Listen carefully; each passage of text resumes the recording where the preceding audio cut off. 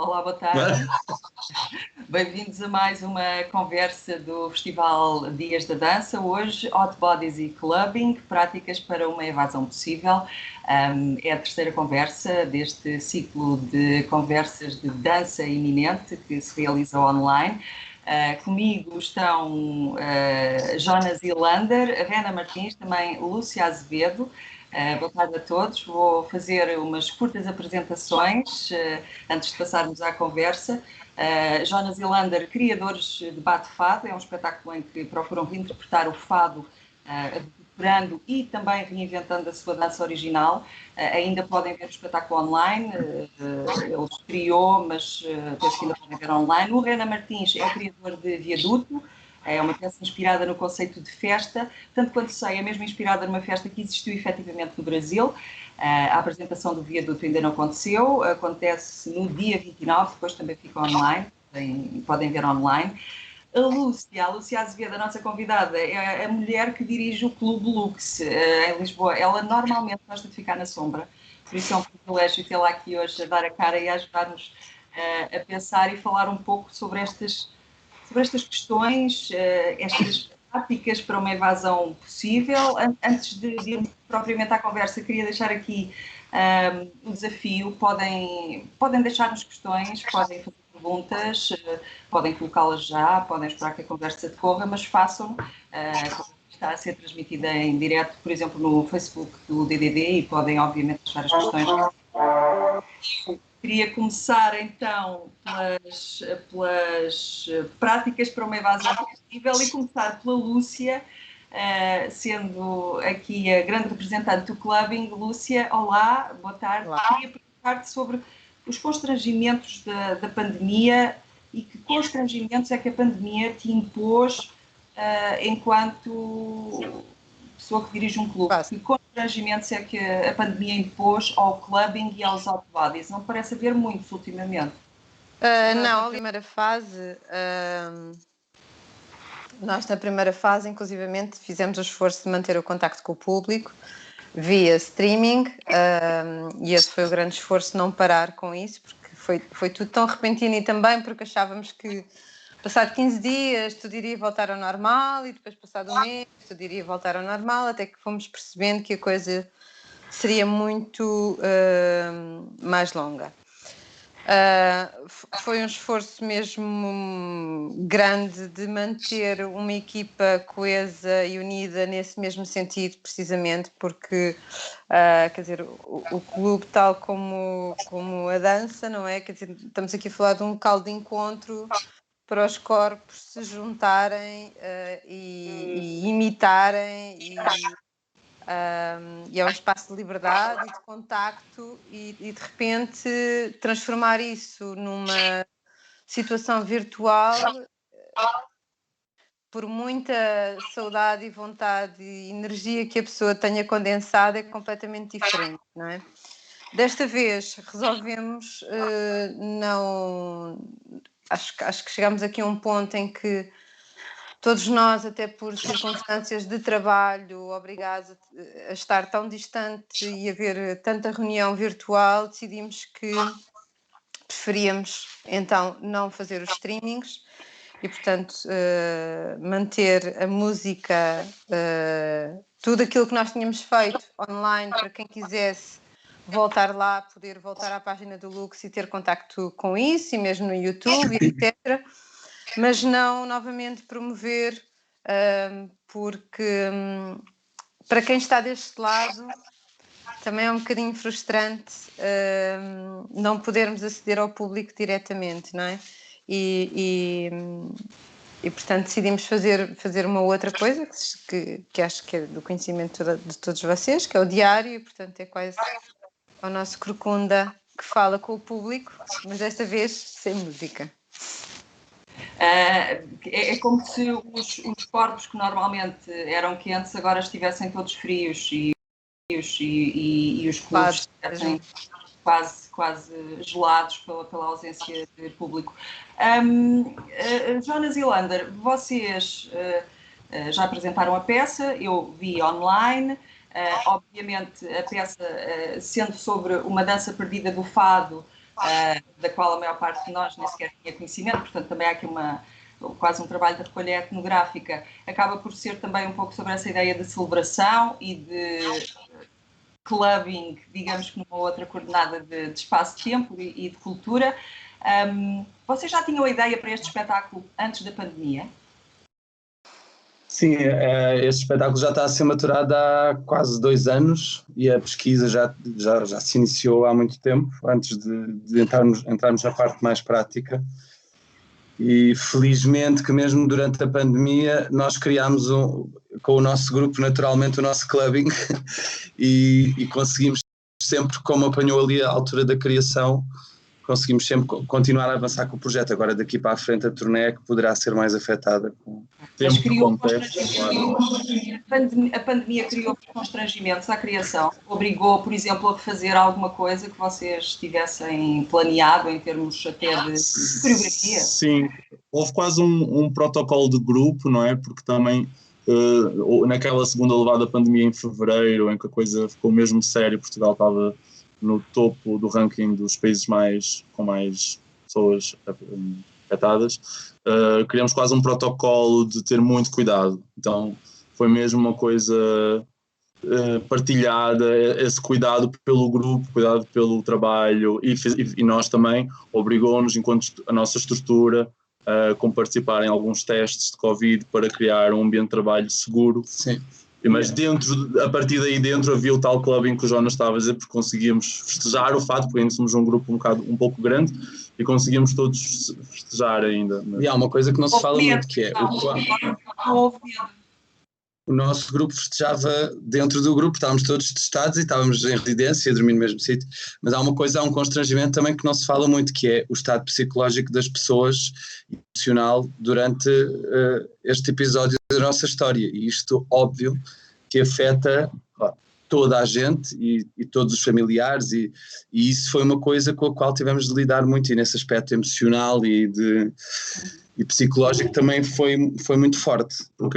Porque às tantas as pessoas também não se reconhecem muitas vezes, não é? Elas estão subordinadas a uma situação que reflete no seu estado de espírito, e muitas vezes as pessoas por estarem nesta tensão, micro-tensões, não é? Que estão constantes, desde de esfregar a mão em álcool, desde não tocar, desde manter máscara, enfim, essas coisas todas criam micro-tensões que depois podem resultar num outro tipo de estado de espírito, não é? E isso também tem as suas repercussões no trabalho, mas que acho que conseguimos... E microtensões que se alargavam às equipas que nos recebiam, não é? Este negociar constante entre um grupo enorme de 9 a 14 pessoas junto, e todos os grupos que nos recebiam, óbvio, sim, houve vários constrangimentos, claro, foi muito atípico todo o processo de criação, mas felizmente conseguimos sempre continuar e lidar com as alterações a toda a hora e a todo o instante, mas felizmente a coisa sempre foi avançando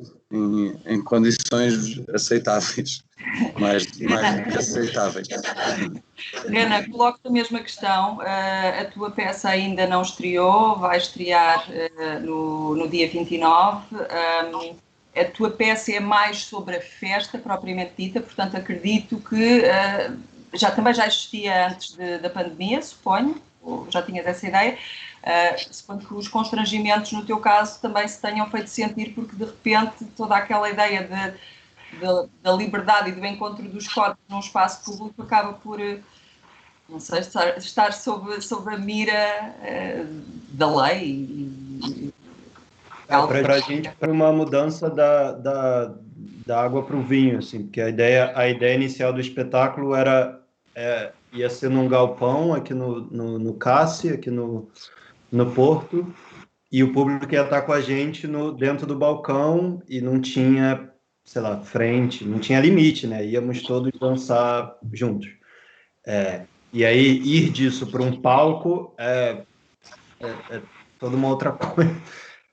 Mas o desafio tem sido interessante também, porque a peça se transformou numa outra coisa, mas também foi de um lugar mais de celebração para, na minha opinião, agora ela está um lugar um pouco mais triste, porque ainda não é possível. Então, Até eu que estou de fora da peça ver toda essa celebração e eu não posso participar disso, também criou uma tensão interessante. É Parou interessante que digas que é uma tensão interessante, porque se é interessante é produtivo. É interessante que digas que criou uma tensão interessante, porque se é interessante é produtiva, podes aproveitá-lo. Sim, sim, total. Para a gente, enquanto processo, muita diferença, mas também porque a gente não trabalhou esse tempo inteiro.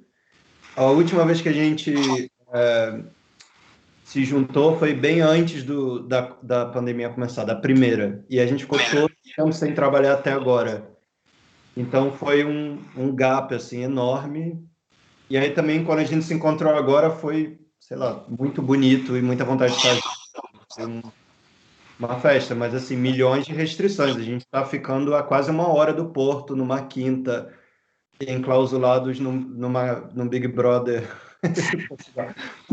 A gente não se mistura muito com ninguém, porque a gente, tipo, quer estrear essa peça, sabe? Então, eu não tô vendo nem minha mãe, sei lá, tipo, o grupo tá, a gente quer... A reclusão não tem sentido, não é? Vivemos todos em reclusão. De alguma maneira vocês acham, por acaso tinha planeado esta conversa mais para o final, mas acho que faz sentido fazê-la agora. Vocês acham que este momento que estamos a viver agora pode vir a ser aproveitado para vocês para criações futuras? Esta dificuldade, este isolamento físico, esta distância pode vir a ser tema para explorarem num futuro em obras vossas? Eu acho que já está a acontecer um bocadinho com vários artistas e os povos latinos e latino-americanos acho que são muito bons a criar das dificuldades forças e a criar porque estamos habituados desde o início de caminho a fazer das dificuldades forças e dos obstáculos. E isso, eu às vezes quando vou assistir a apresentações em países com mais condições, às vezes eu sinto realmente que aqui há uma crueza maior, uma força que vem de uns sítios diferentes, tanto no Brasil quanto em muitos países latinos. E eu acho que isso já está a acontecer, já há vários criadores que já estão a abordar o presente. A título pessoal, eu não acho que não enquanto tema, mas sim enquanto contexto. Ou seja, não o tema em si, mas o contexto de trabalho, ao ser alterado, vai alterar a morfologia do trabalho em si. Não é? Mais, se calhar, através dessa via do que propriamente a temática, digamos, no meu caso. Renan, também achas que sim, que podes vir a aproveitar esta questão, porque isto no fundo acaba por ser uma questão existencial que nós estamos a viver. Isto coloca-nos uma série de perguntas filosóficas sobre quem somos, onde estamos e como nos podemos relacionar com os outros. Obviamente são perguntas ancestrais. Eu acho que não tem como não ser sobre o que está acontecendo, mesmo que tente não ser. Acho que eu poderia fingir que o que eu faço agora não é sobre o que acontece, mas eu, sei lá, tá todo mundo de máscara vendo o que eu tô fazendo em cena. Não tem como não ser, sei lá, não tem... Eu assisti a peça do Jonas Lando, foi a primeira peça que eu vi depois de 1 ano sem ir ao teatro, e só de estar ali no teatro, que já era tanta tensão, tipo, já tudo é sobre corona agora, não sei. E sentiste necessidade de, por exemplo, ir ao palco e abraçá-los, ou sentiste vontade de dançar e de acompanhar o que estava a acontecer no palco? Porque agora ainda é pior. Antes antes da pandemia era a vergonha de quebrar, digamos que uma encenação e de quebrar um protocolo. Agora é o medo de quebrar uma regra, vir um segurança atrás e mandar-te sentar, não podes.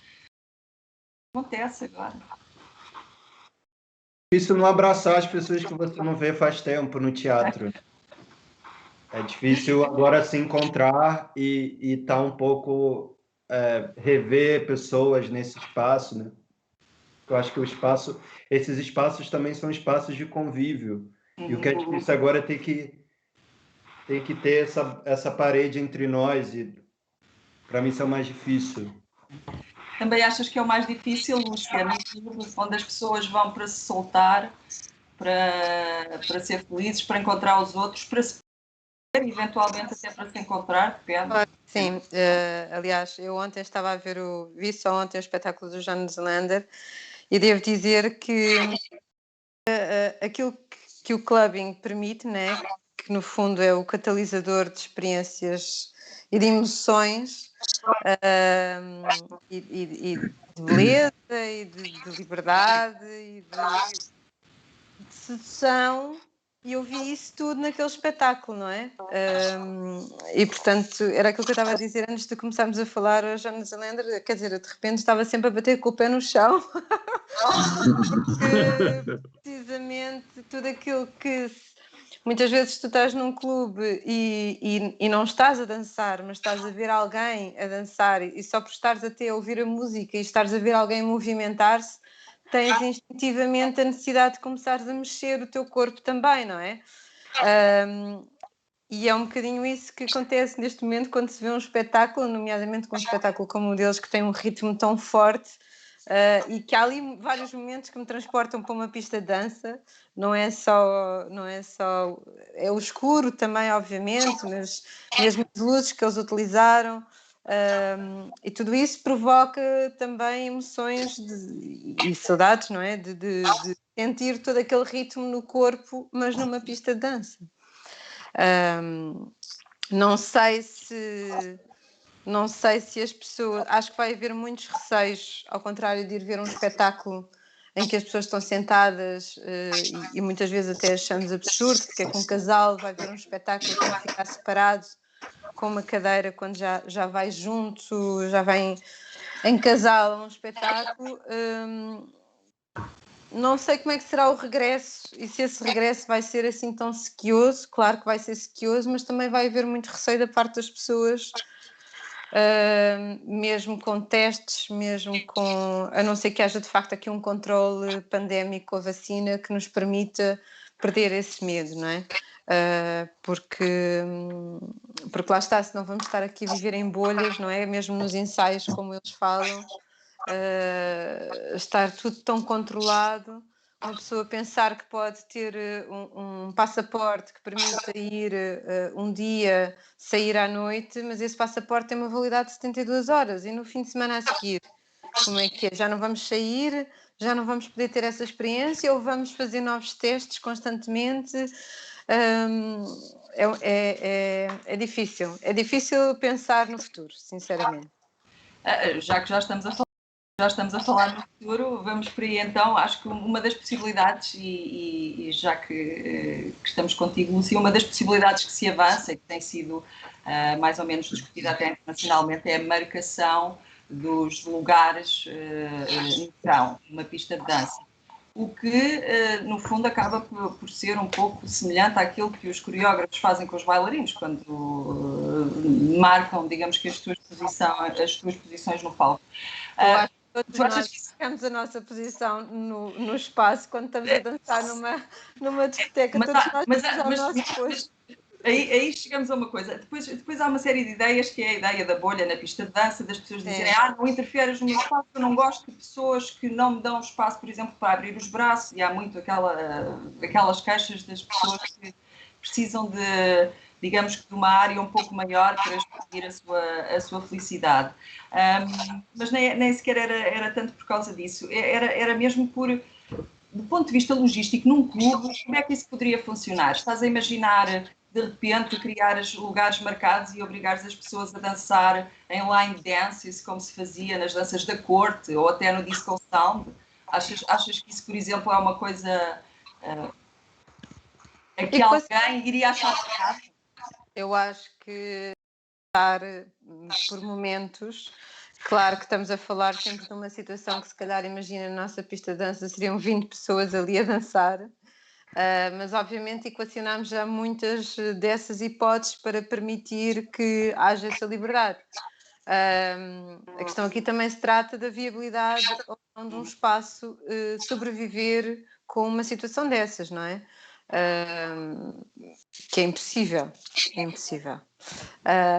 E não sei até que ponto é que alguém iria resistir não saltar de bolha em bolha perante, perante os seus amigos.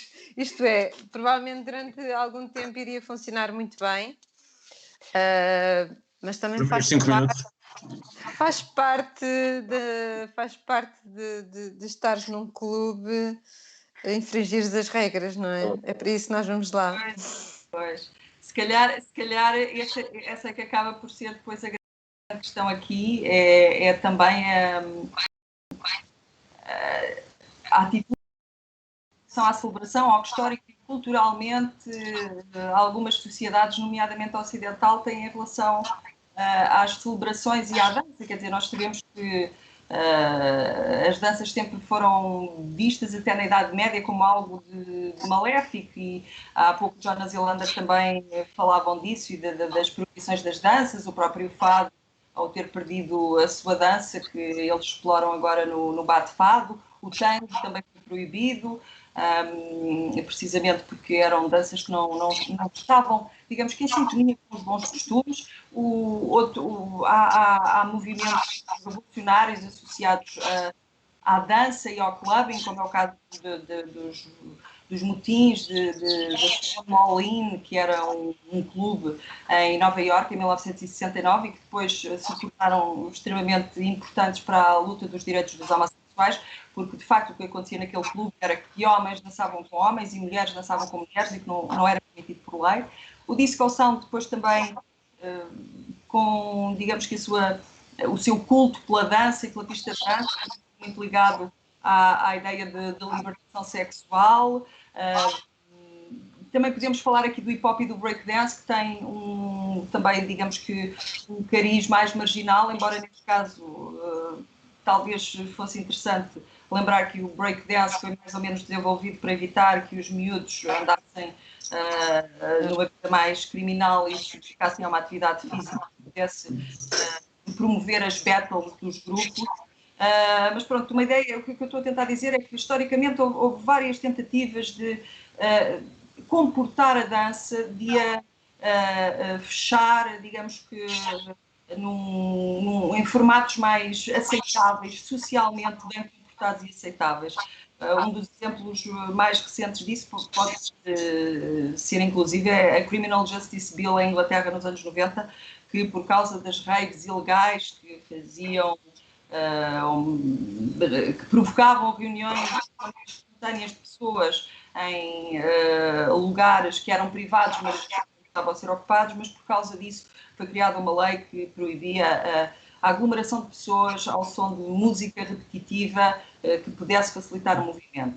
Historicamente houve sempre isso. Agora volta-se a proibir a dança como uma espécie de prática do mal que conduz à doença.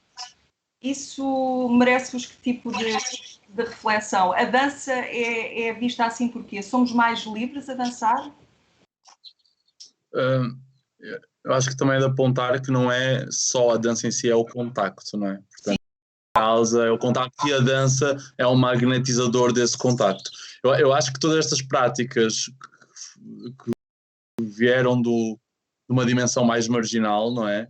Que incitam à evasão do indivíduo, elas também, a própria evasão incita à invasão, não é? Acho que é a invasão da estrutura social, da norma, da etiqueta. Então, quando uma pessoa sai de si, ela também, eu acho que tem um caminho já aberto para transcender as próprias normas sociais, o que pode desestabilizar todo o sistema vigente, não é? Eu acho que é daí que também se tenta de alguma forma domesticar ou aparar estes movimentos. Também há a praga da dança em 1518 em Estrasburgo, que foi uma espécie de epidemia em que as pessoas começaram a dançar e não conseguiam parar e foi difícil travar aquilo. É impossível, historicamente é impossível travar a dança de uma maneira ou outra. Acho que as pessoas, porque também tem uma função ritual. Rena, não sei se queres dizer alguma coisa sobre isto. A tua peça é sobre uma festa de rua, não é? Onde as pessoas se juntam de forma espontânea. Desculpa, o microfone estava mudo. Não, eu acho que o que o Lander falou é precisamente o que estava na minha cabeça. Do Viaduto é baseado em festas da Zona Norte do Rio de Janeiro. Assim. Não é baseado apenas em uma festa, é muito inspirado numa festa, mas é baseado em muitas festas de rua do Rio de Janeiro. Baseado é ótimo. Tem a presença do funk, que é algo muito periférico no Rio de Janeiro, e tem, politicamente, é uma coisa que... O gostar do funk, o ouvir o funk, dançar o funk é considerado algo, ainda hoje no Brasil, como problemático entre classes sociais, e é uma celebração de liberdade sexual muito grande, né, dentro de uma norma um pouco mais religiosa ou mais conservadora. E agora no Brasil continua sendo algo, para mim, extremamente transformador. Agora que o país está ficando cada vez mais... não tem muito a adicionar, eu acho que...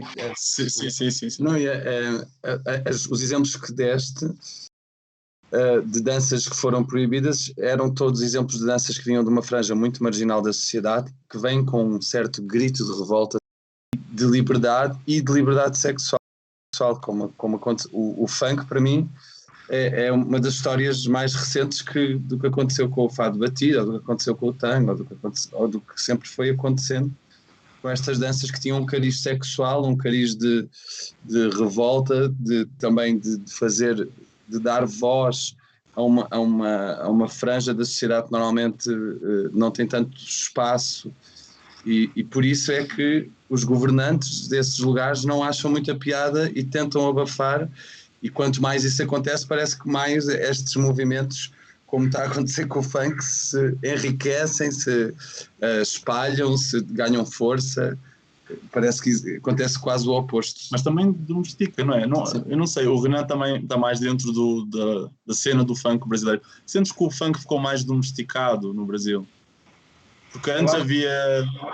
Depende de qual funk, né? Porque também existe um filtro, como existe também com hip hop, existe um filtro do que pode chegar no Brasil, por exemplo, na Rede Globo, chegar em Copacabana e Ipanema, para que a pessoa que vem de uma alta classe social possa se sentir mais dentro da coisa, e existe que no Rio a gente tem até o funk, e aí tem o proibidão, que seria a versão muito mais da mesma música.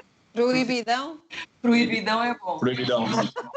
Nós temos mais ou menos a mesma coisa com a música africana. Há kizomba e há kizomba, há kuduro e há kuduro. Quer dizer, há tarraxo e há tarraxo. Claro. Então, é a história repete-se. O que vende, o que pode tocar no rádio e o que pode aparecer na Rede Globo num programa, sei lá qual, e aí existe a versão onde se fala todos os palavrões. Então, até isso passa por um filtro social para ser mais aceitável, né? Mas não... A outra versão continua existindo. O ideal é coexistir, não é? É a gradação, haver digamos que uma versão diet e depois... Eu acho que o que é muito importante, falando de funk, é a liberdade, o quão feminista alguns funks foram. Eu acho que também teve uma coisa muito forte no movimento do funk, que foi a mulher pegar o microfone e falar e se sentir sexualmente livre para dizer tudo o que queria fazer, não queria fazer, tudo. E isso também foi algo que incomodou muito, porque durante um tempo era o único lugar da música onde a mulher falava tudo. Sim. Eu acho isso impressionante, porque até então não existia talvez no Rio de Janeiro, né? O Brasil é muito grande, não posso falar pelo país inteiro, mas na região sudeste talvez não existia ainda um espaço musical onde a mulher tomava liberdade para falar absolutamente tudo o que desejava, que queria, o que era, enfim, sexualmente. É acompanhado de coreografia exemplificativa, normalmente, que essa é bastante... Sim. Faz parte. Claro. Acho que sim. Adorei. Sim, eu acho que o fado o fado não foi muito bem apreciado, não é, pelo Estado Novo, mas eu acho que na ausência de poder para dispersá-lo, dissuadi-lo, desfragmentá-lo, acabou por arranjar-se mecanismos para integrá-lo de uma maneira mais penteada. Então, sei lá, nesta pesquisa de Bate-Fado soubemos de coisas como, por exemplo, o fado não sendo proibido, as pessoas tinham que relatar ou reportar a letra que iam todas as letras que iam cantar nessa noite. Portanto, vamos falar de uma prática em que um começa a tocar viola, o outro canta o que lhe vem na cabeça, improvisa, fala mal do regime, fala mal de tudo o que lhe apetecer, ou fala bem, ou escárnio, maldizer, enfim. E estas coisas todas acabam por ter que ser arrumadas e previamente validadas para poderem ser possíveis, não é? Portanto, isto é uma maneira de, se calhar, não conseguindo erradicar completamente uma prática performativa, mas sim integrá-la, no caso, até a favor do regime, né? Que as letras depois serviam até para enaltecer os ideais que... Sim, é bom que saibamos que o fado que a gente ouve hoje e que temos acesso hoje, de preto, assim, muito elegante, quase muito erudito, é uma herança da ditadura da Amália enquanto instrumento de propaganda, porque ela estava a fazer a sua vida, não é que ela fosse um instrumento de propaganda, mas acabou por ser utilizada com todas as letras muito bem controladas, e porque o fado antes disso era uma coisa de festa, de boémia e com muitas asneiras, e ainda há muitos resquícios disso nas desgarradas e no ambiente de fado noturno de Lisboa, que não chega até, mas eu acho que nem os próprios fadistas, nem o próprio meio fadista já têm a memória de como o fado era uma coisa, as pessoas não se vestiam de preto, as pessoas diziam muitas asneiras, era uma coisa muito de celebração, muito sexual. Também, mas eu acho que no vosso espetáculo percebe-se muito isso, não é? Assim, e até o papel da mulher também enquanto está a dançar, principalmente aquele momento em que uma delas está a dançar, duas delas depois têm momentos em que estão a dançar sozinhas, não é? E que há ali um empowerment de mulher, não é? Mas a peça toda tem uma sedução enorme, não é? Entre vocês. Sim, isso era... Graças, obrigado. Não, mas das descrições que nós lemos, das descrições que nós íamos podendo catalogar do fado de 1900, de 1800, isso era um aspecto muito saliente, que era essa vibração no limite, não é? De ninguém sabe muito bem o que é que vai acontecer, da sedução, da improvisação, do sair de si de alguma forma. Eu acho que passa por aí, através da música, através da dança, através das palmas, através de bater com o pé no chão. E eram sítios perigosos. A ditadura é que criou as casas de fado como nós as conhecemos hoje, para as famílias e para as pessoas que quisessem ouvir fado, poderem ouvir fado em segurança, porque era mesmo perigoso. Era o gueto. Eu tenho uma amiga minha, e ainda acontece, obviamente, às vezes um episódio ou outro, tenho uma amiga minha fadista que acabou uma noite de fados atrás de uma mesa com um tiroteio lá dentro. De vez em quando ainda acontecem assim episódios destes. Claro. Já tem faca e algo. Exato. Eu revejo muita história do funk e destes movimentos urbanos nesta pesquisa que estamos a fazer. Pronto. É uma história que se repete. Fazer funk e fado. Falta essa questão, alguém que pegue nisso, funk e fado. É verdade. Agora com a tua própria dança, cria-se já um fenómeno. Estes fenómenos estão sempre associados a uma certa marginalidade e a própria noite está sempre associada a uma certa marginalidade, o que certamente é uma questão complicada para ti, Lúcia, e até ingrata, diria eu, porque quando se associa todo este tipo de socialização à marginalidade, acaba por se carimbar as pessoas de uma forma bastante injusta, as pessoas, as práticas, os momentos.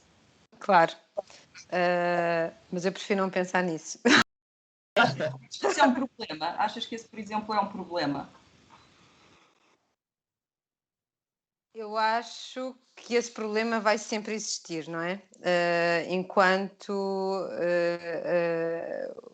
a noite e o clubbing for sempre encarado como, para já ser uma coisa fora de horas, não é? Fora de horas do normal e do convencional. Portanto, obviamente, a partir daí as pessoas acham sempre que é uma coisa que está a acontecer num horário onde as pessoas deveriam estar sossegadas a descansar e não propriamente a libertarem-se ou a procurarem entrar numa outra personagem que não podem ter durante o dia porque têm um trabalho das 9 às 5 e chegam ali e de repente têm um local de aceitação, de liberdade e onde conseguem estar numa expressão e num encontro de corpos e de expressões semelhantes, não é? Portanto, obviamente, eu acho que vão passar muitos anos até não haver essa cultura da marginalidade na noite, não é? Não é uma coisa que me incomode, portanto, eu nem sequer penso muito nela. E também acho que é uma coisa muito portuguesa, ainda. Isto é, se calhar lá fora em determinados países, porque a noite é vista como uma forma também de desenvolvimento das cidades, não é? Nomeadamente os locais onde os clubes aparecem e tudo aquilo que surge à volta dos clubes como um desenvolvimento da cidade. Aqui, se calhar, isso está a ser visto agora pela primeira vez e começar-se a pensar nisso pela primeira vez. Talvez mude alguma mentalidade no futuro. Espero que sim. Achas que se começou a pensar nisso também por causa da pandemia? E porque... Acho que isso ajudou a pensar na noite de uma forma diferente. E começar a pensar que se calhar os hotéis e os restaurantes que aparecem num determinado local e os transportes que aparecem num determinado local também se devem à existência dos clubes noturnos e não o contrário. E portanto pode ser que a partir de agora se comece a pensar de outra forma. Mas lá está. E para além... Eu acho que nós também temos uma capacidade de pensar nas coisas quando estamos muito aflitos, mas depois também largamos esses pensamentos muito rapidamente. Portanto... Já passou, não é? Exato, já passou. Sim. Eu acho que para além desse desenvolvimento das cidades, há um desenvolvimento pessoal também muito grande nas experiências noturnas. Eu acho que todos nós guardamos noites de libertação e de aprendizagem, capítulos que ficam na nossa memória para sempre. Eu acho que são mesmo... essa marginalidade da noite, de facto, é alguma coisa que noutros países já não acontece e que mesmo a nossa cultura devia ser encarada e pensada, porque eu já me desenvolvi muito em experiências noturnas e a viver coisas que nunca mais esqueci e que me mudaram enquanto pessoa. Para além das cidades, acho que elas mudam mesmo as pessoas, os indivíduos. Claro. Acho que todos nós passamos por isso, não é? Entre as decisões que se tomam à noite, muitas vezes, ouvir uma determinada música. Eu sou um bocado chata nisso porque eu às vezes lembro-me exatamente da música que estava a ouvir e da roupa que estava a vestir e da roupa que o meu amigo ou a minha amiga estavam a usar e aquele momento em que aquela música passou e que foi tão importante naquilo que dissemos naquele momento. E portanto, sem dúvida, acho que espero que continue a ser muito importante as pessoas manterem esse estado de espírito, quão importante é nos libertarmos nesse momento, não é? Tal como é importante estar a ver um espetáculo e aquilo reportar-nos para uma situação e para um momento que é inesquecível, não é? Que nos vamos... no dia a seguir acordamos a pensar ainda naquele espetáculo e naquele momento daquele espetáculo. E é um bocadinho a mesma coisa, não é? Uhum. Tenho uma pergunta da Ana Rocha, que está a seguir a nossa conversa. Obrigada, Ana. Ela pergunta como o clubbing pode ser revolução sobre os corpos neste presente. O que pode ser partilhado e celebrado? A pergunta é, digamos que complexa e profunda. Talvez seja mais... neste momento é muito pouco, não é? Isto é... tudo aquilo que nós procuramos num clube, mesmo quando ele é um clube grande como o Lux, não é? Que tem 3 andares, estamos num espaço grande, tudo aquilo que nós procuramos é um contacto com o próximo, não é? Mesmo quando estamos a dançar sozinhos, ou mesmo quando estamos a sair sozinhos, ou mesmo quando aquilo que procuramos é uma coisa interior e solitária quando nos dirigimos a ir a um clube sozinhos, que é uma coisa que eu acho que voltando às mulheres, que é uma coisa que me satisfaz bastante, ver uma rapariga a sair sozinha, sem o receio de ter que sair sozinha e estar a dançar e a divertir-se sozinha. Sobre a pergunta, desculpa, volta-me só a repetir, Isilda, que não apontei. Estás sem microfone, Isilda. Pegaste o microfone. Peço desculpa, eu desliguei o microfone para dar feedback. A pergunta é como o clubbing pode ser revolução sobre os corpos neste presente e o que pode ser partilhado e celebrado. Pouco, não é? A não ser quando voltarmos a estar todos juntos, sem receio uns dos outros, que eu acho que isso vai ser o grande passo. Estarmos juntos, sem receio de estarmos juntos uns com os outros, sem estarmos com máscara, sem poder, no fundo, voltar àquilo que éramos. Resposta para isso. Adoraria, mas não tenho uma resposta para isso. Porque não é uma coisa virtual e não são estas pequenas experiências que irão nos satisfazer ou que nos irão transportar para essa liberdade total que nós tínhamos, não é? Portanto, tenho algumas dúvidas de quando é que isso vai ser possível. E quando for, aí vai ser aquilo que era, não é? As pequenas experiências vão ser só pequenas experiências, não é? Renato, queres dizer qualquer coisa? Eu acho que para os clubes serem revolucionários, eles precisam ser mais baratos. E eles precisam não barrar pessoas na porta, e isso é minha experiência. Eu sou a pessoa que é barrado em todos os clubes que eu vou. No Lux eu fui barrado, no Berghain eu fui barrado. Vai ser clubes difíceis. Algo sobre essa cara é barrado. Barrada no Lux, não seja por isso. Exato. Agora eu espero não ser. Neste momento estás resolvida essa questão. Agora eu vou falar. Está aqui em direto a ser resolvida, a lavar a roupa suja. Agora eu venho com 10 amigos e falo que sou amigo da... Exatamente. Eu acho que para o clube ser revolucionário, e aí eu vou à festa de rua, há qualquer coisa ali que sei lá, para mim a revolução não precisa ser social e política, e se não se pensa nesses espaços como um espaço de inclusão das N possibilidades e classes sociais se juntarem, eu não sei se ele é revolucionário, mas isso, sendo muito pessoal, não acho que um lugar onde só há pessoas brancas tomando suas drogas e consumindo o que está sendo criado à custa de povos latino-americanos morrer, não acho que isso é revolucionário.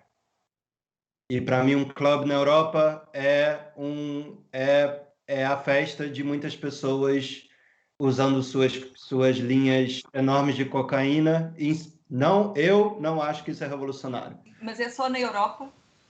Isso não é um estigma também na Europa que olha com sobranceria para o colonialismo? Eu percebo o que estás a dizer e sei, mas é só na Europa, os Estados Unidos, isso também, nos Estados Unidos, isso também. Nos Estados Unidos também. Vou acrescentar os Estados Unidos, sim, muito obrigado. Acrescento o Ocidente, né? nessa o Ocidente, sim. Falei agora na Europa porque estamos aqui, mas acrescento os Estados Unidos nisso, com certeza. Sim, os Estados Unidos é que criaram também o sistema capitalista que tu implicitamente estás a criticar através da política de clubes, que eu percebo, e tem sido de facto um dos grandes problemas dos clubes ultimamente, nos últimos anos. Já é pré-pandemia, Lúcia, já agora aproveitamos o facto do Renan ter lançado a questão. Desculpa. Eu tinha só uma coisa a acrescentar em relação a isso, porque eu tinha uma do Irão, e ela dizia-me que no Teherão, né, na capital, acontecia de tudo. Portanto, estamos a imaginar um regime altamente autoritário, que priva as liberdades individuais de uma maneira muito, muito extensa e muito extremada, e ela dizia-me que tudo acontecia, as festas queer, que aqui a gente cataloga, mas lá poderia acontecer também, as drogas, as bebidas, tudo lá acontecia de uma maneira ainda mais intensa, precisamente porque era proibido. E o fato de ser proibido, aí, pegando no ponto da Ana Rocha, eu acho que esse clubbing, ele efetivamente era revolucionário, porque era um espaço de libertação dentro de um regime que não permite. Na situação de Covid, como cada corpo pode ser visto como um potencial perigo, eu acho mais difícil o clubbing tornar-se ou emergir como resposta à situação que vivemos. Eu também gostava de acrescentar, porque o tópico é forte.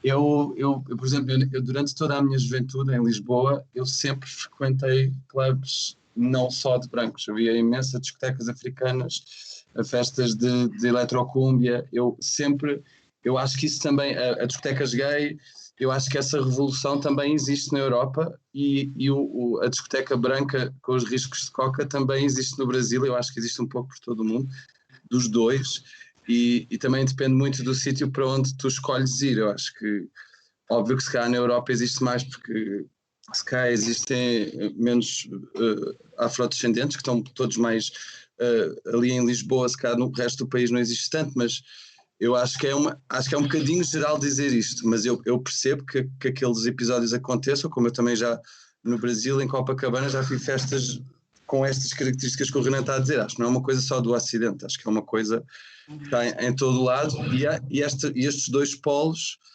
tu é que escolhes um bocadinho o sítio para onde vais, e nisto concordo com o Renan. Onde eu vejo a revolução a acontecer, óbvio, são nas discotecas mais marginais e nos clubbings mais marginais, que prezam pela diferença e que saem um bocadinho da cor vigente.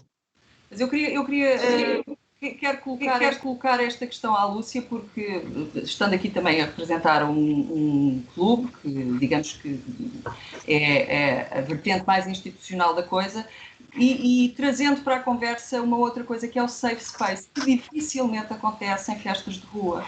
Porque em festas de rua está disposta, e neste caso falando das mulheres, às agressões de quem estiver por perto. Está-se muito mais à mercê de outra pessoa, ou está-se muito mais à mercê de possíveis agressões numa festa onde não há controle, do que num clube. É ou não é verdade, Lúcia? Do meu ponto, sim, sem dúvida alguma. É esse o argumento dos clubes, por exemplo, para terem uma política de porta? Não, isso são coisas diferentes, não é? A partir do momento em que a pessoa está lá dentro, tem que estar num safe place, e portanto o espaço e as pessoas que ali trabalham têm que ser, no fundo, um auxílio se alguém necessitar de ajuda, não é? Isso sem dúvida, e é esse o esforço que nós fazemos. Qualquer pessoa que ali sinta a mínima agressividade ou insulto ou o que quer que seja, deverá, obviamente, e tem essa abertura para se dirigir a quem quer um barman ou um segurança, ou o que quer que seja. Ser barrado no Berghain ou ser barrado no Lux, ser branco ou de outra cor, é uma coisa que acontece a todos. Portanto, não me parece que seja uma coisa dirigida única e exclusivamente a pessoas com outra cor ou com outro estatuto social. Aliás, quer dizer, conhecendo um bocadinho a história do Lux, se há ponto que nós tentamos ir é precisamente à diversidade, não é? Caso contrário, seria possível, nem mesmo com esse grupo de pessoas que se estava a falar, manter a sobrevivência de um espaço. Aquele espaço é demasiado grande para termos unicamente um núcleo de pessoas identificado como tal, não é? Era impossível a sobrevivência. Ser barrado num clube pode ter muitas razões pelas quais pode acontecer, quer dizer, desde a abordagem à porta, desde o álcool, desde tantas coisas, e devo dizer que estar numa porta de um clube, para quem nunca esteve, é uma situação absolutamente ingrata, porque existem 3 segundos para avaliar uma pessoa que possa aparecer a uma porta para entrar num espaço, não é? Onde estão outras pessoas, e é também a função da pessoa que está na porta fazer essa avaliação, que muitas vezes é errada, e muitas vezes chegam ao final da noite e sabem que cometeram erros e que não podem voltar atrás naquele momento. Mas eu tenho uma pergunta também para a Lúcia, porque o Lux, óbvio que foi um espaço que eu frequentei bastante assim no meu desenvolvimento enquanto adolescente e pré-adulto, e eu assistia a uma certa realmente, acho que antes o Lux era muito mais variado e tinha mesmo a forma como as pessoas se vestiam, como as pessoas tinha uma riqueza mais plural que eu acho que depois com o turismo e com, não sei se foi do turismo, não sei se tu que estás lá há tanto tempo sentiste isto, senti realmente uma grande diferença em Lisboa e especialmente no Lux, porque eu tive também muito tempo sem lá ir e quando voltei lá achei as pessoas realmente muito mais parecidas e muito mais padronizadas do que as memórias que eu tinha. Não sei se era a minha visão ou se Lisboa realmente mudou e se sentiste isso também. O público mudou, as gerações mudaram, infelizmente com a crise toda uma geração do Lux que no fundo abriu o Lux em 98 e que até 2009, 2008 ia ao Lux, houve muita gente a perder trabalho e portanto todo um setor falar dessa altura precisamente. E todo um setor cultural e artístico que frequentava o Lux, muitos emigraram e outros ficaram sem trabalho. E, portanto, obviamente, o público mudou. Da mesma maneira que, de repente, deixaram de ser os pais a irem sair porque tiveram filhos e 15 anos depois, o Lux tem 22 anos, é natural que os públicos se alterem, não é? Portanto, de repente, tu tinhas os filhos ou os netos dos amigos do Manel a pedirem para ir ao Lux porque os mais velhos já não iam, não é? Portanto, é normal que uma geração se altere, são 22 anos de existência de um clube que de facto moldou muita gente, moldou mesmo muita gente e moldou muitas pessoas que ali trabalharam e que os ajudou muitas vezes a construir também essa personalidade. Mas quer dizer... E achas que a seguir à pandemia, com o acalmar do turismo e com o regresso das pessoas a Portugal de uma forma esmagadora, achas que essa variedade e essa riqueza tem alguma hipótese de voltar a... A variedade que existia e que era uma variedade que muitas vezes acabava às noites a fazer raves em frente ao Lux depois do Lux fechar. Acho que essa variedade se vai manter. O que é que vai surgir? Interrogo muitas vezes o que é que aquela geração que fez 18 anos e 17 anos e 19 anos durante a pandemia, como é que será para elas? Que se calhar iriam sair à noite agora, como é que será para essa geração voltar ou começar a sair, não é? Como é que será isso? Se não tiveram essa passagem, vai ser uma coisa quase abrupta, não é? Do desejo de sair. Mas não sei. Sim, eu não apanhei essa fase do... Tu queres avançar, Isilda, ou poder... Eu não apanhei essa fase que o Jonas está a falar porque eu fui para Lisboa muito mais tarde, mas da minha experiência com o Lux é que é notório que essas são as linhas orientadoras da programação do Lux, essa tal diversidade de públicos que falamos. Eu até vem-me à memória uma festa que foi de alguma forma de curadoria do Mickey Blanco e eu vi ali o carnaval do mundo ali e eu achei isso bastante emocionante, na verdade. Que nem todos os clubes estão orientados nesse sentido, é mais de reafirmar o próprio status quo do que propriamente estrelhaçar as estruturas hegemónicas, não é? Então eu vejo que isso sente-se nesse espaço. Aquelas pernas abertas também, não é? Temos mais uma pergunta, é da Catarina Teixeira. Ela pergunta se as regras no clubbing irão pôr a liberdade dos participantes em risco. E depois diz, no momento em que vivemos com tanta necessidade de descomprimir do confinamento, mesmo que o ambiente tenha os seus limites, talvez seja ainda possível encontrar liberdade na imersão neste outro confinamento opcional, que pode ser o clubbing. Afinal de contas, um pouco de ar será sempre melhor do que nenhum. Será possível ter... Qualquer experiência próxima daquilo que é um bocadinho como voltar aos espetáculos, não é? Ou voltar a um restaurante. Qualquer experiência é próxima daquilo que nós tínhamos memória, portanto isso, obviamente, valorizar. Se isso já é a experiência que nós desejamos, não sei. Isso eu acho que há todo um público que com certeza vai querer estar próximo dessa experiência próxima da realidade. Há de haver um público que se vai recusar a ir ter uma experiência próxima à espera que chegue a liberdade total, não é? Agora colocam-se muitas questões, não é? Também por causa do contágio e toda a forma como nos relacionamos com o corpo dos outros e a proximidade dos outros e até a sedução e as regras da atração e da aproximação numa pista de dança parecem estar envoltas em mistério. Ninguém sabe como é que há... Quer dizer, temos ali um artigo no The Guardian em que havia pessoas que diziam não sei se voltarei a beijar um desconhecido na boca. Exatamente. Ou quem diz isso é partilhar um copo, partilhar um cigarro, falar ao ouvido. Exatamente. Irem duas pessoas à mesma casa de banho, não sei como é que isso vai ser. Mas eu gostava ainda assim de sublinhar, por exemplo, a experiência que nós tivemos com meio Rivoli cheio. A mim parecia-me que o Rivoli estava a abarrotar para além da sua capacidade normal, porque a experiência que tu tens ao viver aquilo e o valor que tu dás àquele momento e que o público está a dar àquele momento, ao mesmo tempo eu acho que todas as iniciativas que for para nos tirar do virtual e para começar a ter estas conversas se calhar com as pessoas e acho que todas elas são bem-vindas e óbvio que nunca vai ser a mesma coisa, mas ao mesmo tempo é tão mais intenso e ao mesmo tempo tu dás tanto mais valor que se calhar não é a mesma coisa, mas é uma outra coisa e com uma intensidade também.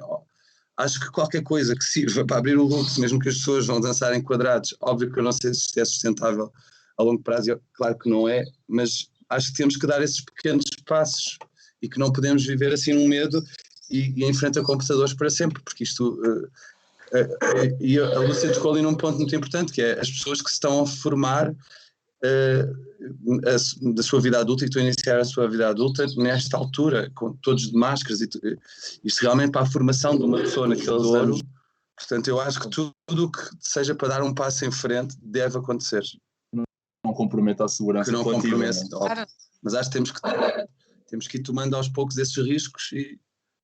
Sim, esperemos que de facto estes eventos piloto sejam um passo para isso, não é?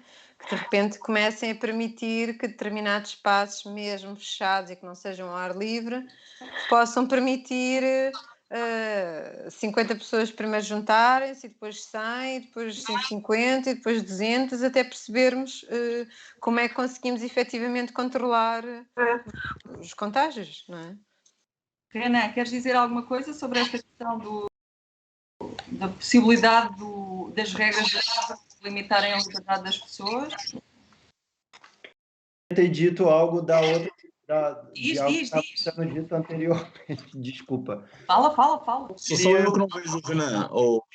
Não, eu não vejo o Renan, só vejo a sua fotografia. Eu vejo o Renan. Ok, está bem. Desculpa, Renan, diz. Eu queria discordar do espaço fechado ser um espaço mais seguro do que o espaço aberto. Sei lá, na minha experiência... ser mais seguro ou ser... Não percebi. Do espaço fechado... O safe space ser mais safe do que numa festa de rua. Eu acho que isso é uma ilusão, assim. Eu acho que essa é uma ilusão... Eu não sei se eu concordo com isso, assim. A minha experiência sei lá, de carnaval, de festas de rua, onde as pessoas se sentem sexualmente livres para explorar muitas coisas. Eu acho que talvez em outras culturas... Talvez isso seja uma questão de género. Eu, como rapariga, sinto-me, como mulher, senti-me sempre mais ameaçada em locais onde não havia ninguém a quem eu pudesse eventualmente recorrer se fosse alvo de alguma coisa. E isso, infelizmente, é bastante comum com mulheres a saírem à noite. Há pouco a Lúcia também falava disso e de como gosta de ver mulheres a saírem sozinhas e dançar sozinhas. Não é uma coisa fácil de se fazer em Portugal. Não sei se alguém o faz regularmente. Eu, as poucas vezes que o fiz, também tenho que dizer que não me senti assim tão segura, mesmo enquanto DJ, a pôr música em locais, uns com mais, outros com menos segurança, mas sente-se a diferença. Mas eu não sei, obviamente não tenho um corpo que tem uma leitura de mulher, socialmente mulher, então eu não tenho noção disso, mas eu acho que, por exemplo, no exemplo do Baile Charme do Viaduto de Madureira, que é uma das festas que a gente se inspira no Viaduto, na peça, o público se mantém há muito tempo. É uma festa de 25 anos, não há absolutamente nenhuma seleção na porta, qualquer pessoa entra, é uma festa predominantemente negra e periférica, onde há muito respeito. Eu, pelo menos, nunca vi nenhuma situação um pouco mais esquisita na festa, já experienciei outras festas. Então, eu acho que há, sei lá, só quero oferecer uma outra possibilidade, outro exemplo, que eu acho que não sei se está mais seguro numa situação ou em outra. Não sei se é mais seguro selecionar do que não selecionar. Não sei, é só tipo, não sei se realmente é mais seguro uma coisa do que outra. Percebo, René, também quando perguntei à Lúcia se é por causa da questão do safe space que fazem a política de porta, era mais no sentido de tentar perceber qual seria então o argumento, mas de qualquer forma a discussão sobre a segurança na pista de dança dava uma conversa em si mesma. Longa. E se calhar agora já estávamos a fugir um bocadinho, mas é uma questão importante e tem sido extremamente falada nos últimos anos, antes da pandemia, e muito ligada também a questões de género e muitas mulheres... Eu devo dizer que era um dos temas de eleição antes de fecharmos, era de facto as regras de uma pista, de como se comportarem numa pista, precisamente por isso. Mas neste momento já nem pista há, portanto... Não, já lá vamos. Olha, temos aqui uma pergunta para ti, Lúcia.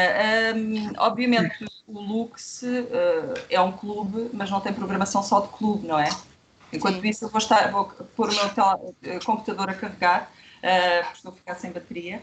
Queres falar um pouco da programação do Lux e dos planos para as artes performativas, por exemplo? O Lux, quando apareceu, e todo o projeto do Lux desde o início, o projeto que foi apresentado inclusivamente para a construção do espaço, era desde o início como um espaço de recepção das mais diferentes artes do espetáculo. Aliás, toda a organização do espaço, das paredes que se mexem para receber instalações de vídeo ou para determinados espetáculos que implicassem essa movimentação, e por isso também fazíamos tantas vezes as alterações de espaço, também um bocadinho para poder permitir isso. Portanto, o Lux teve essa gente, não é? Desde receber espetáculos de ópera ou de música clássica ou as mais diferentes formas de artes. Neste momento o que estamos a fazer, ou que vamos fazer, é receber uma série de conjuntos, uma série de espetáculos de música, com concertos. Temos algumas coisas em vista que o ano passado, através do TBA, despertou algumas algumas pessoas para o uso do luxo como espaço performativo. E, portanto, tínhamos em vista uma peça de teatro do Teatro do Vão, mas que, entretanto, foi adiada por causa da pandemia, do confinamento, e que provavelmente já não vai ser possível neste início de ano, só no final do ano, mas temos sido abordados por várias entidades para no fundo, utilizar o espaço para teatro, performance, etc. Isso é uma coisa que te agrada? Claro que sim. Aliás, para mim faz sentido, o Lux só faz sentido ser isso também, não ser um clube, ser um espaço que recebe as mais diferentes manifestações artísticas, não é? Sempre foi isso, e portanto o dia que deixar de ser também não faz sentido. Ok. Temos outra pergunta, é para a Zelander. O vosso espetáculo é o concerto, que é um espetáculo, que é um concerto. Como é que funciona o vosso trabalho neste espaço mais global e potencial no alargamento de públicos mais vastos, nomeadamente fora dos circuitos da dança contemporânea? Por acaso, eu quando estava a ver o vosso espetáculo também me ocorreu que está perfeitamente desenhado para ter uma digressão por palcos de todo o mundo, de Portugal, a começar por Portugal, porque parece-me ter digamos, um apelo de público transversal. Eu acho que quando as pessoas assistem a um espetáculo de flamenco, elas não fazem muitas vezes essa pergunta. Se calhar nós, como estamos a reposicionar o fado e a mostrar uma face que foi extinta, e as pessoas tendem a fazer essa pergunta. Isto é um concerto, mas tu, quando assistes a um concerto de flamenco, normalmente é guitarra, flamenco, bailarino, e as pessoas já sabem que vão ver isso. E acho que essa especificidade cabe aos outros fazerem. Para mim é bate-fado.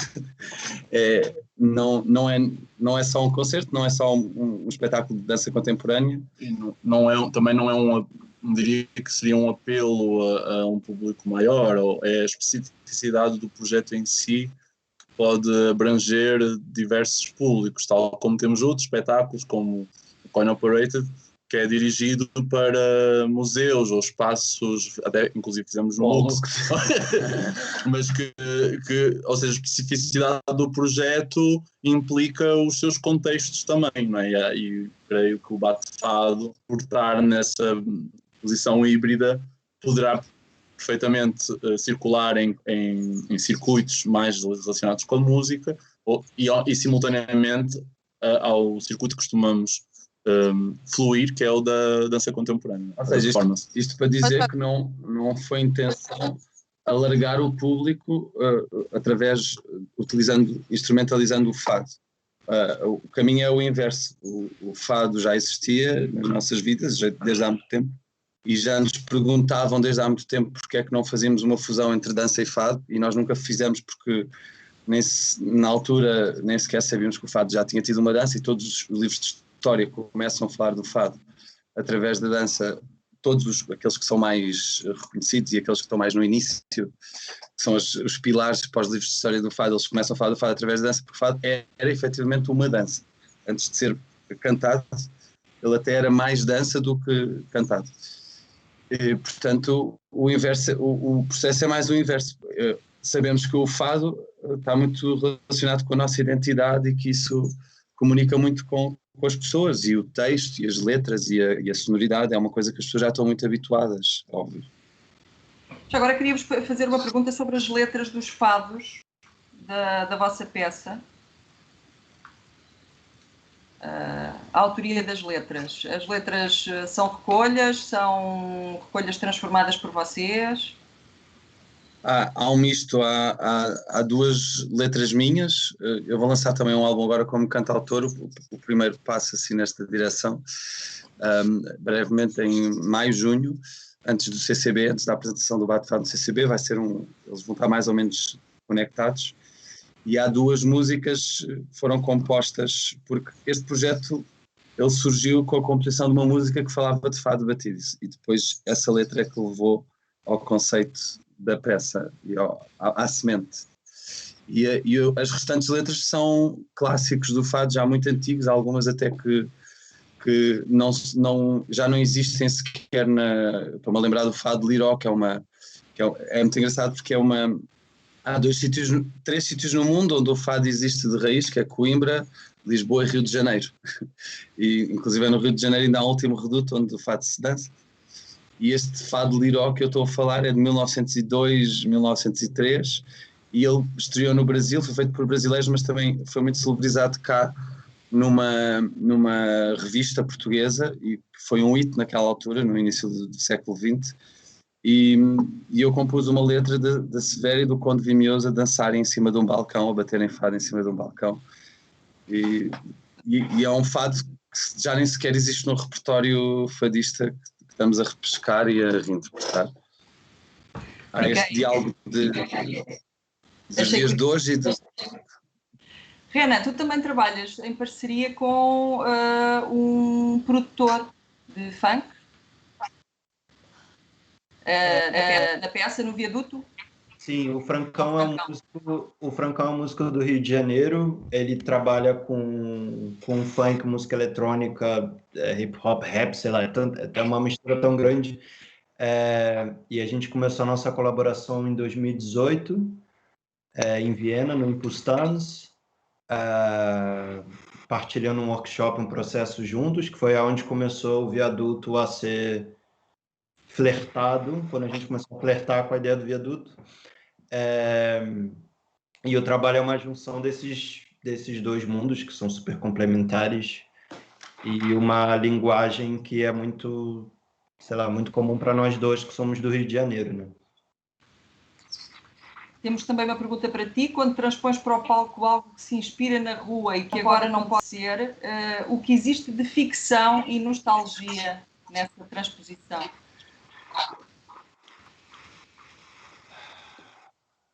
Para mim, o que existe agora, o que eu falei antes, o Brasil está caindo, né? É uma distopia, o Brasil está morrendo aos poucos e pedindo ar. Então, é muito difícil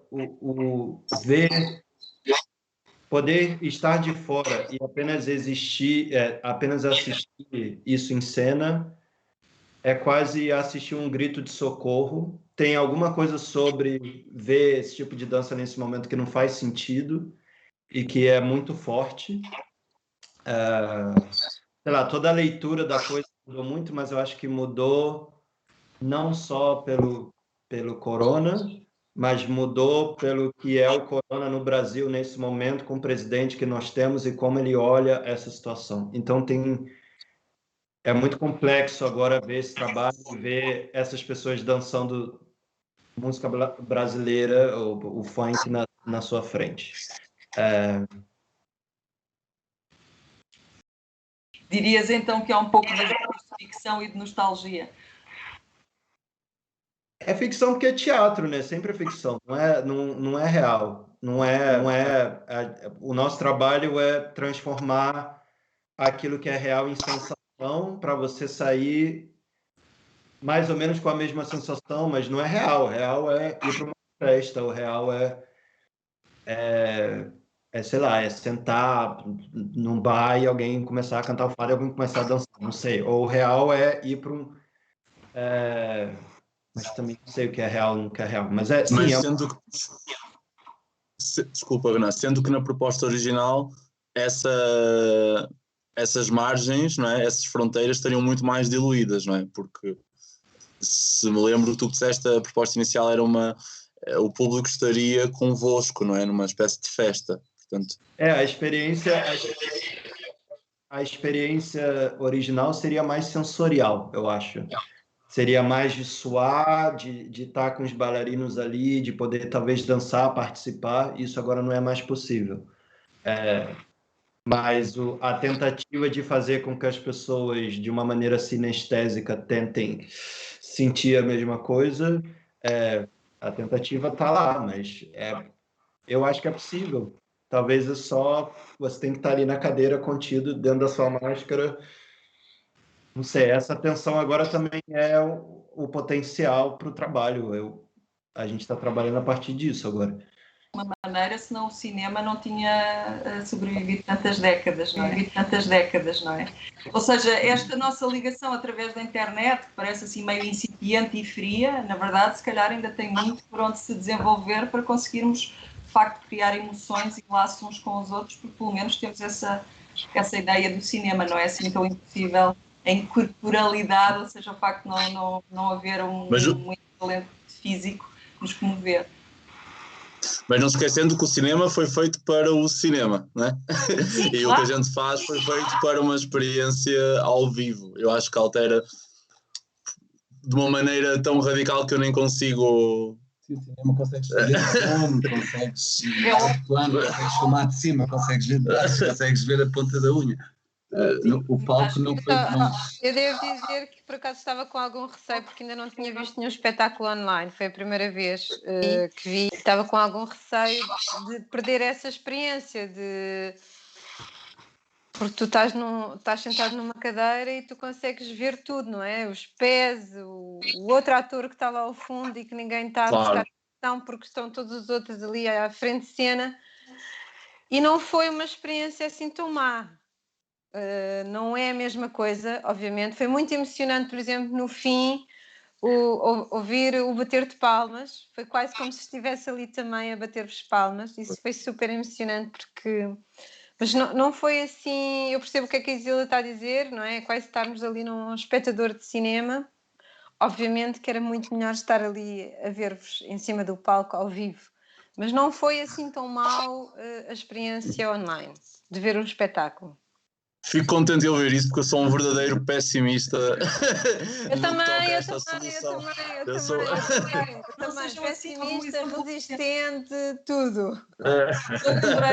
Eu tenho que dizer que me lembrei ao ver o bate-fado que estava muito bem realizado, há que dizê-lo, que me lembrei do concerto do David Byrne, que foi lançado online este ano e que resulta magnificamente num ecrã de telemóvel. Não tendo sido concebido para uma experiência de ecrã, acaba por, acho eu, que não estive lá em público, ganhar uma dimensão extra no ecrã que nunca poderíamos ter no palco, que é o facto de ter ângulos que são impossíveis de captar se estiveres numa plateia.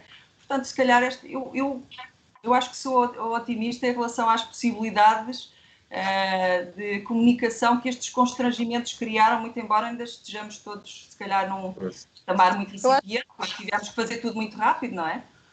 Eu acho que o grande medo que nós temos, ou pelo menos que eu tenho, é que eu não a isto. Eu não quero habituar-me. Sim, eu sacrificaria todos os ângulos pela experiência tridimensional. Porque eu acho que a bidimensionalidade da experiência... Eu acho que nós também sublinhamos muito isto porque às vezes os meios de comunicação vendem uma imagem de que os artistas estão-se a adaptar super bem, que estão felizes com esta e que estão-se nesta nossa capacidade de adaptação, que se estão a adaptar, e nós não somos realizadores de cinema, nós não estamos habituados a fazer obras artísticas para um ecrã. Isto é outra viagem. E não estamos contentes. Então espero que venha uma vacina rápido. Mas olha, eu acho que até isso, para a capacidade que cada um de vocês e todos aqueles que estão neste momento com projetos em cima de um palco, a capacidade que tiveram de se adaptar às mais diferentes dificuldades, não é? Até os espaços que estavam a imaginar atuar e que de repente não foi possível e que tiveram que os transportar para um outro espaço, isso é uma coisa que eu acho que as pessoas têm mesmo que vos agradecer, não é?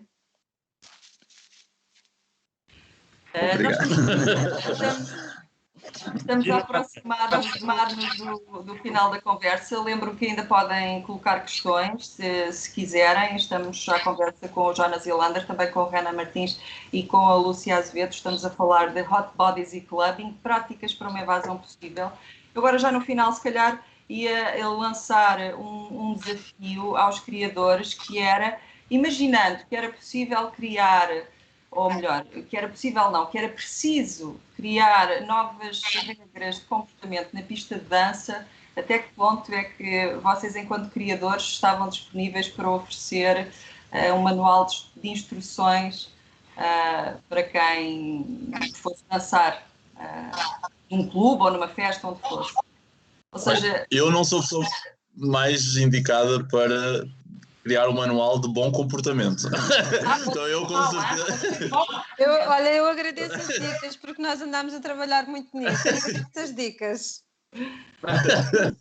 Não, é um desafio enorme e realmente nós, como o André disse, não sou, nós tivemos imensos problemas de mau comportamento com os espaços de residência onde íamos e se alguns espaços de tempo, se eles nos estiverem a ver, desculpem. Desde já. Desculpem desde já. Eu não acho assim tão mal uns círculos no chão e as pessoas a dançarem a 2 metros de distância e acho isso muito mais interessante do que fazer streamings através do Lux, quer dizer, o Lux então eu acho que é mesmo o mais próximo que a Lúcia pode fazer realmente é tornar o Lux uma sala de espetáculos forte como sempre foi, eu sempre vi concertos e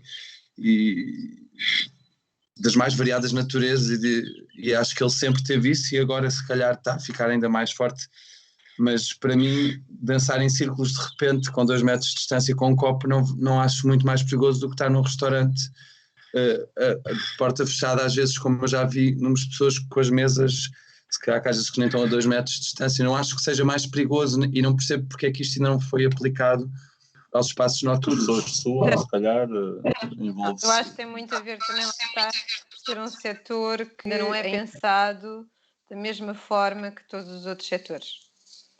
E por ser um setor que considero marginal e de entretenimento e, portanto, pode ficar para o fim porque não é uma necessidade básica das pessoas. E não terá também a ver É bem com... verdade, porque há muita gente que necessita tanto de ir dançar para uma pista de dança como ir a um ginásio. Claro. Eu acho que mais do que necessidade básica é uma necessidade ancestral, é das primeiras coisas que o ser humano fez, foi dançar e cantar e bater com o pé no chão. Acho que é mais do que necessidade básica, acho que está na nossa natureza. Claro. Para uma boa saúde mental e emocional, que é uma coisa que se fala muito pouco. Eu vejo as notícias, é só números, só gráficos, só vacina, só não sei o quê, e não se fala das necessidades emocionais e mentais das pessoas e não se fala do impacto que isso está a ter na sociedade. Começa-se agora a falar um bocadinho, nomeadamente jovens jovens, e começa-se a falar agora um bocadinho sobre o impacto na saúde mental que está a ter esta pandemia. Agora, não se fala muito quais são as soluções, não é? Claro. Sim, quando comparado com o impacto económico ou com o impacto... acho que é muito desequilibrado, parece que as pessoas só se falam de números. Renan, tens alguma coisa a acrescentar a esta possibilidade de contribuir para um novo manual de instruções? Eu não tenho problema em adaptação à distância. Eu acho que a gente tem que deixar fluir a coisa. Eu acho que esse momento agora é esquisito, então eu acho que a gente tem que fazer de maneira esquisita, de maneira diferente, da mesma maneira que...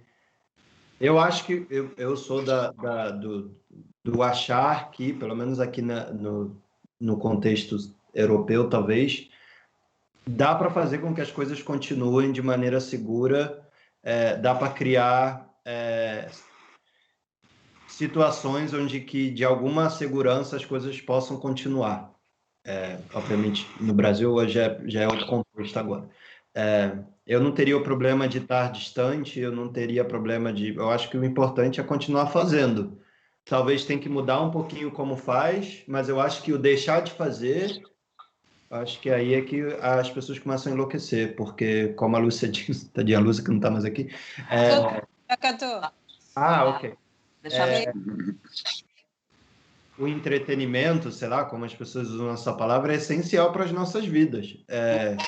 E a arte que tem mantido tudo razoavelmente saudável mentalmente durante esse tempo, né? Com a quantidade de música que se ouve, de filme que se vê, de série, de leitura. E mais que nunca viu-se que a cultura e a arte são essenciais para a sobrevivência do dia-a-dia, porque se não fosse isso, toda a gente tinha enlouquecido com reuniões de Zoom e teletrabalho. Eu acho que isso tudo são fases, assim, sei lá, talvez ser um pouco sonhador, eu acho que são fases, eu acho que essas fases passam, outras maneiras diferentes aparecem, mas eu já sou mais do tipo, vamos fazer online. Eu quero continuar fazendo, eu não consigo deixar de fazer. Para mim, eu quero trabalhar, eu quero que as pessoas continuem trabalhando. Então, vamos fazer online. Vai ser com distância? Vamos fazer com distância. Vai ser com DJ dentro de uma caixa de plástico e todo mundo vestido com... Então, vamos fazer com... Não sei, tipo... Vamos fazer, porque deixar de esperar, sei lá o quê, não sei. Sim, ficar à espera do Godot já não é solução. Eu ia passar à Lúcia. Desculpa.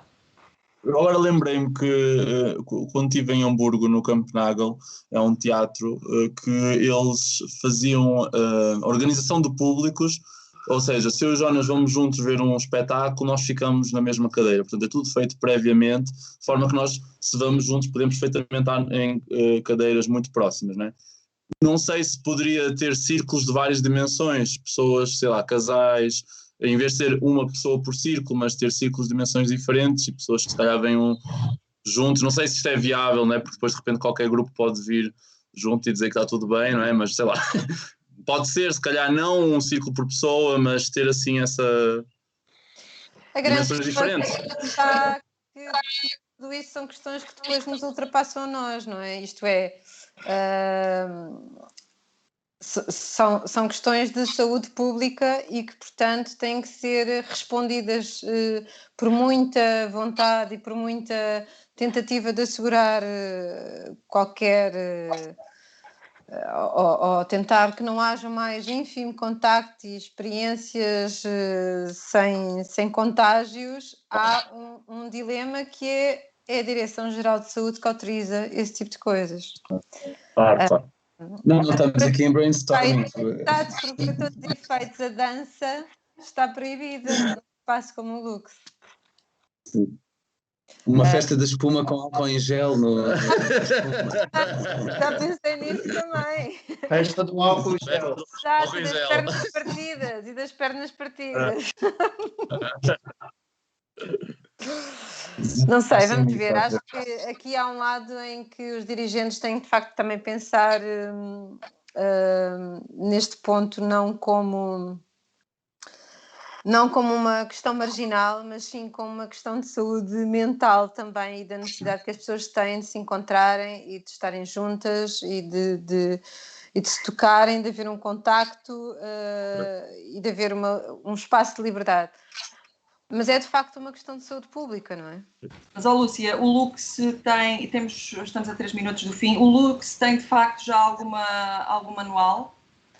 Nós temos um plano de contingência, não é? Que somos obrigados a ter, e o nosso plano de contingência obriga a que as pessoas estejam sentadas com uma distância entre mesas de 2 metros e que não se possam levantar se não ir à casa de banho ou para saírem. Portanto, neste momento não existe muito mais do que isso.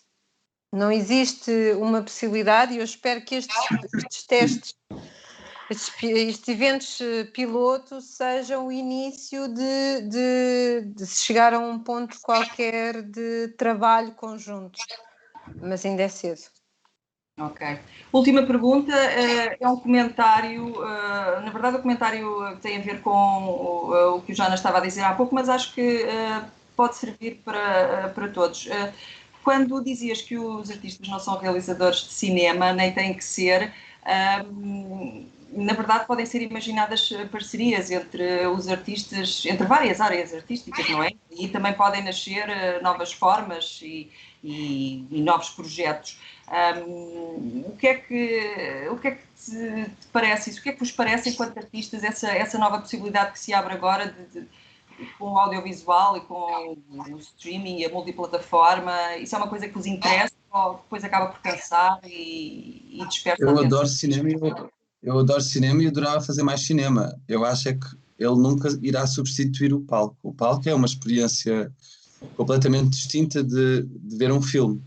Eu fazer um projeto de videodança, como já fizemos, para mim é uma experiência maravilhosa e estou super aberto a essas parcerias, mas é bom que as pessoas percebam que são formatos que já existiam antes, que não são de agora e que não têm nada a ver um com o outro e que a experiência é completamente diferente.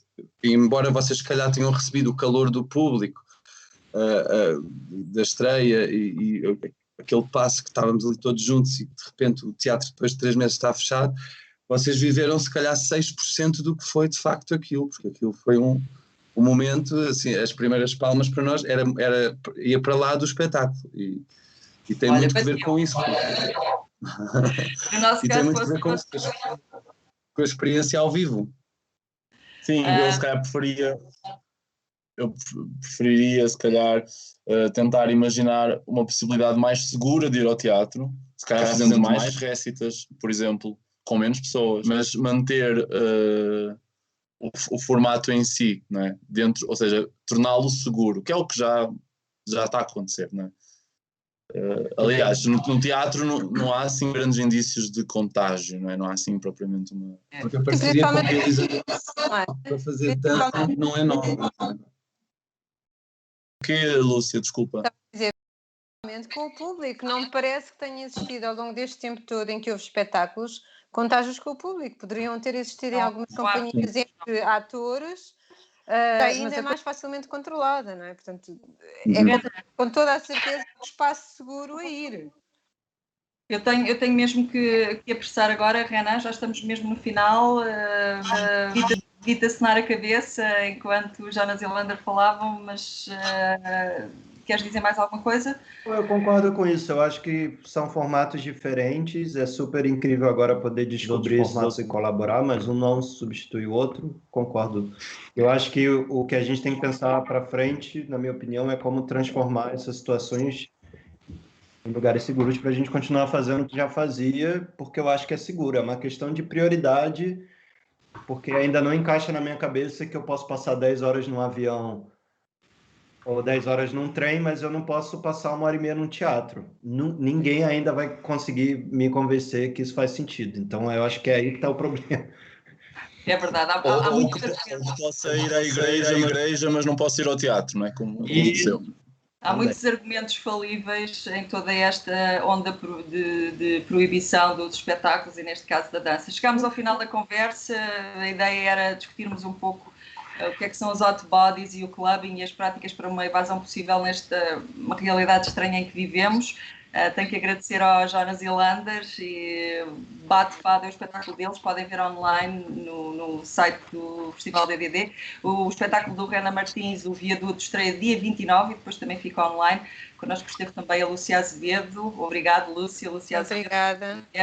Que decide os destinos do Lux. Às 9, a última conversa destas conversas online do Festival DDD é sobre oráculos e transcendência em busca do que não é palpável. Ora, esta é uma coisa que eu também acho que é um assunto de conversa inesgotável. Muita coisa. O incorpóreo acaba por ser sempre muito inspirador. É às 9 da noite, conto com vocês. Obrigada por estarem aqui e falarem connosco. Obrigado, Isilda.